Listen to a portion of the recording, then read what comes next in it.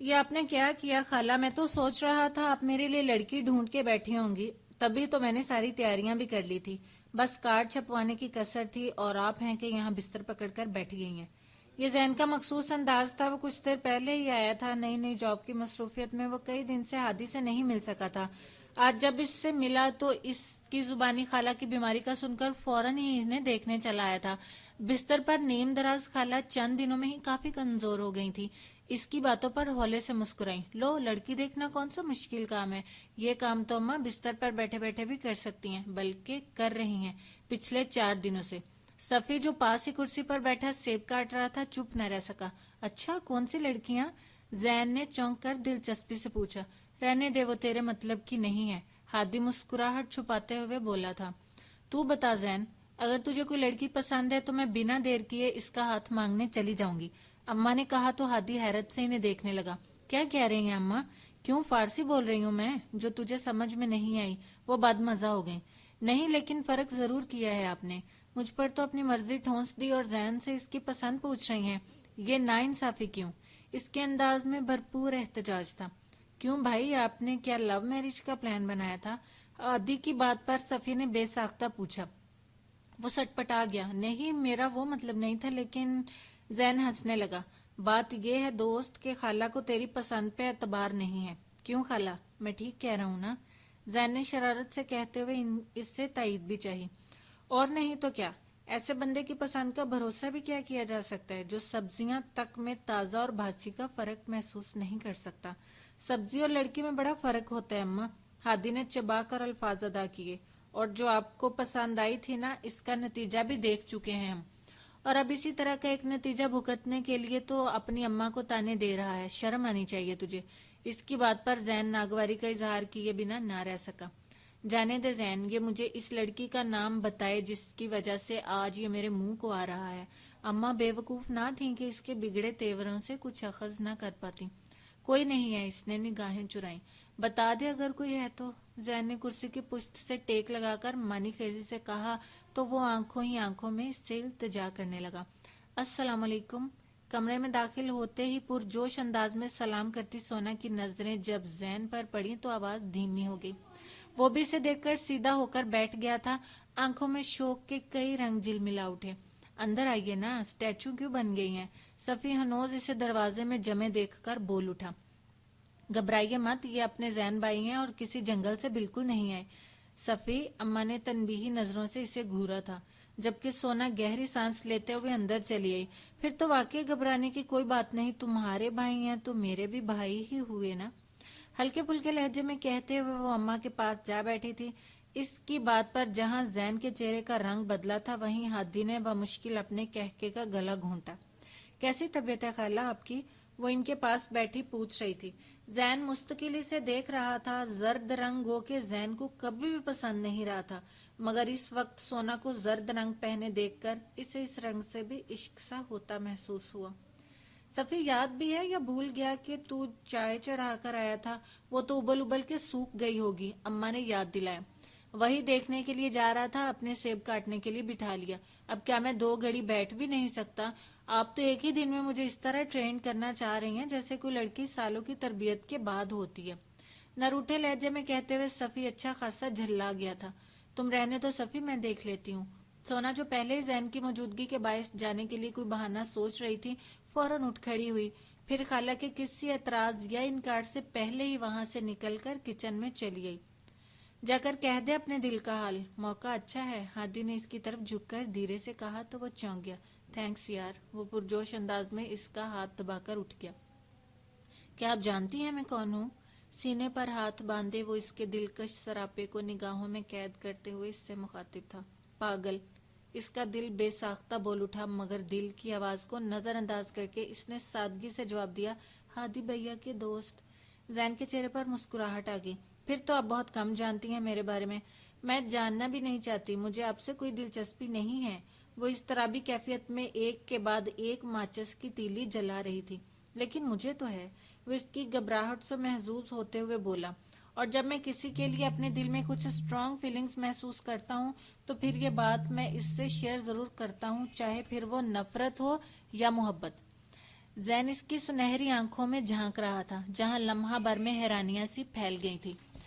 کیا آپ مجھے سمجھانا چاہ رہے ہیں آپ کو مجھ سے نفرت ہے؟ وہ اس کی بات سمجھ کر بھی تجاہل سے کام لے رہی تھی. زین ہنس پڑا. ہاں، اتنی نفرت کہ میں ساری زندگی بطور سزا آپ کو خود پر مسلط کرنا چاہتا ہوں. اس نے اتنی اچانک یہ بات کہی کہ سونا ششدر رہ گئی اور خود کو سنبھالنے میں سے کئی پل لگ گئے. پتہ نہیں آپ کیا کہہ رہے ہیں، میرا خیال ہے مجھے یہ چائے اندر لے کے جانی چاہیے. وہ راہ فرار اختیار کرنا چاہ رہی تھی مگر زین یہ موقع گنوانے کے موڈ میں نہیں تھا. ضرور لے کے جائیے، لیکن اس سے پہلے اپنا جواب دیتی جائیے مس چاندنی. زین نے کافی زور دیا اس نام پر اور وہ خود ہی اس سے یہ نام دے چکا تھا. کیسا جواب بھائی؟ آپ مجھ سے کون سا سوال پوچھ رہے ہیں؟ سونا اس بات پر دھیان دیے بغیر کہ زین نے اس سے کیا کہہ کے پکارا کچھ جھلا کر بولی تھی. اف، میں آپ سے کہہ رہا ہوں مجھے بھائی مت کہیے. مجھے کوئی شوق بھی نہیں ہے آپ کو بھائی کہنے کا. اس کی گھبراہٹ اب جھنجھلاہٹ میں بدلنے لگی تھی. پھر کیا کہنے کا شوق ہے؟ زین نے فوراً اس کی بات پکڑتے ہوئے شرارت سے پوچھا. ارے خواہ خواہ آپ تو کمبل ہوئے جا رہے ہیں. سونا کو اس کے اعتماد پر حیرت ہو رہی تھی. خواہ خواہ کیوں؟ جب میرا دل اٹھتے بیٹھتے سوتے جاگتے آپ کے نام کی مالا جپتا ہے تو یہ کیسے ممکن ہے کہ آپ کا دل بھی مجھے یاد نہ کرے؟ اس کا انداز اتنا پر یقین تھا کہ اس کا دل ڈاواں ڈول ہو گیا. وہ چند لمحے تو کچھ بول ہی نہ سکی.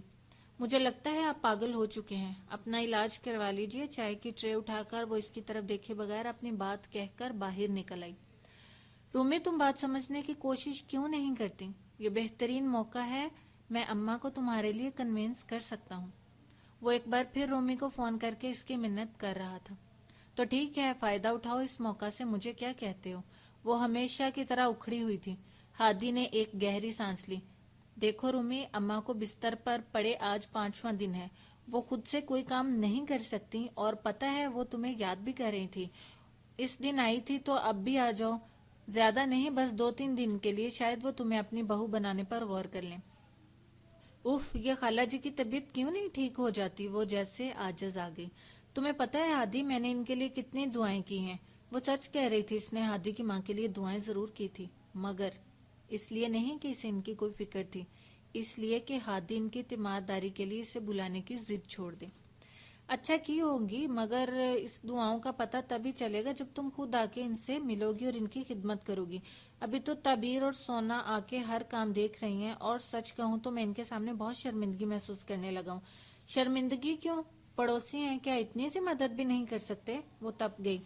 اور تم تو ان کی سگی بھانجی ہو. جب تم ان کی دیکھ بھال کے لیے یہاں نہیں آ سکتی تو ان سے یہ توقع کیسے رکھ سکتی ہو؟ تم تو یوں کہہ رہے ہو جیسے اس دنیا میں ان کی واحد بھانجی میں ہی ہوں. نہیں، اور بھی ہیں، مگر مجھے تو صرف تم سے مطلب ہے نا. اس کا لہجہ بھاری ہوا تھا اور وہ چپ سی رہ گئی تھی. دیکھو ہادی، مجھے خالہ کی فکر ہے، بلکہ تم سے زیادہ ہے، مگر میرے ایگزامز ہونے والے ہیں، میرے سر پر ان کی بھی ٹینشن ہے.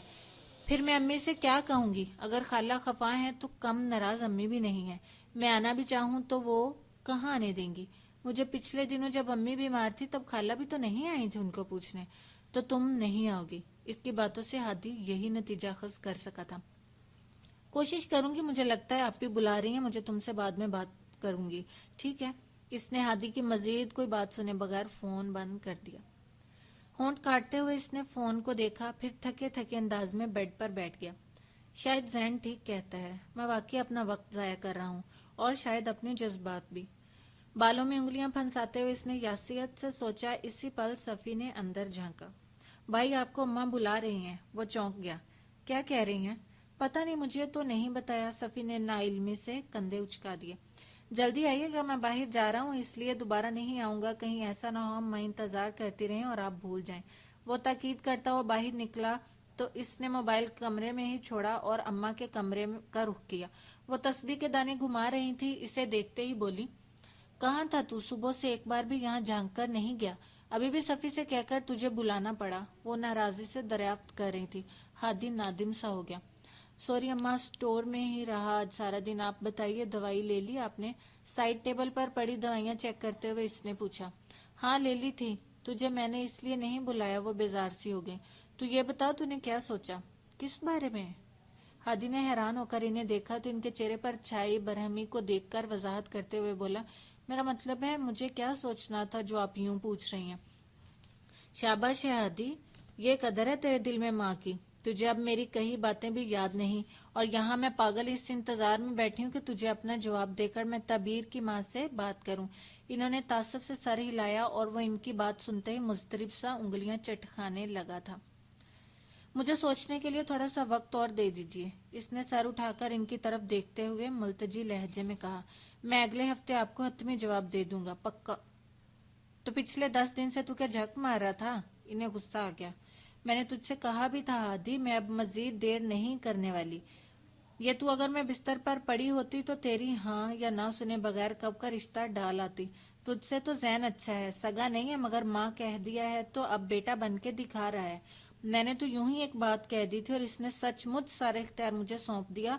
और जानता है, जब मैंने सोना के बारे में इससे बात की तो इसकी राय पूछी तो इसने फौरन कह दिया, अब जहाँ चाहे रिश्ता तय कर दे, मुझे कोई मसला नहीं है।